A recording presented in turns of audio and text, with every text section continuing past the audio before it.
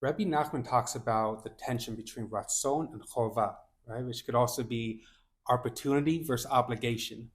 And I've noticed a lot of rebbeim and teachers in the Jewish world, they struggle sometimes when they have students who have learning disabilities. They have a hard time sitting down for long periods of time, whether they have ADHD or just it's hard for them to concentrate. What would you suggest for rebbeim or teachers in the Jewish education world of advice or techniques that they can use to help their students be more engaged when it comes to their learning?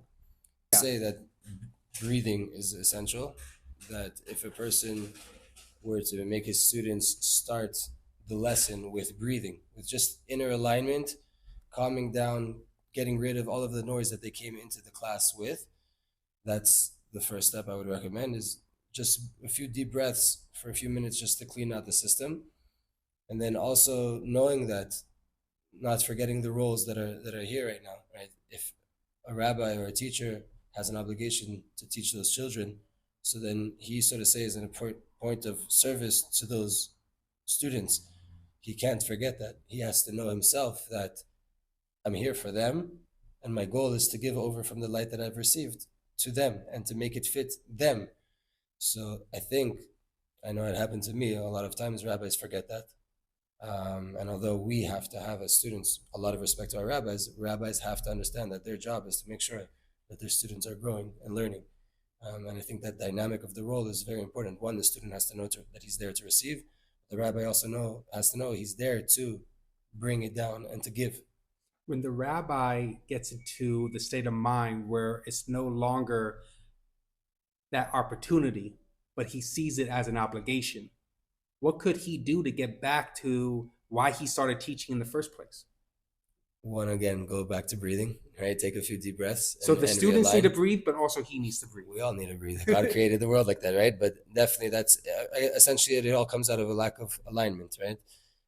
I would say the teacher has to go again and find alignment inside himself, and which is the best way to teach anyway, especially people with ADHD. A lot of distractions, a lot of things that could pull the mind.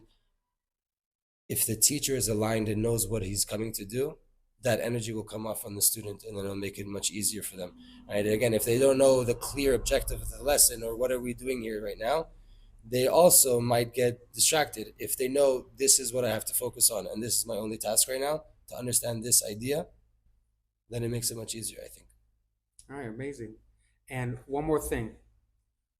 Have you noticed that there's a difference when you're teaching guys, whether it's one on one or in a group? Definitely, there's differences, there's benefits to both, and there can be challenges with both. I would say if we're talking on the topic of an ADHD child, definitely the one-on-one attention would help them and benefit them in their learning.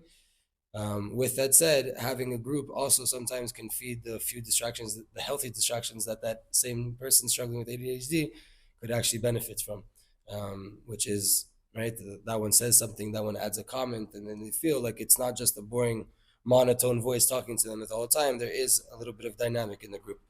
Um, both both are good. And just because I have an opportunity to be on this platform, I want to share an idea that I learned from one of my rabbis, Rabbi Torah, and he would say that essentially we need to know our blemishes and the things that we're struggling with and things that are hard on us. And I like beautifully how you flip that ADHD is not an ailment. It's not. It could be your biggest blessing. With that said, I think it's very important that we never get stuck on being labeled a certain thing and thinking that that limits us or that's our definition that enhances us. We are human beings with souls and we're connected to God.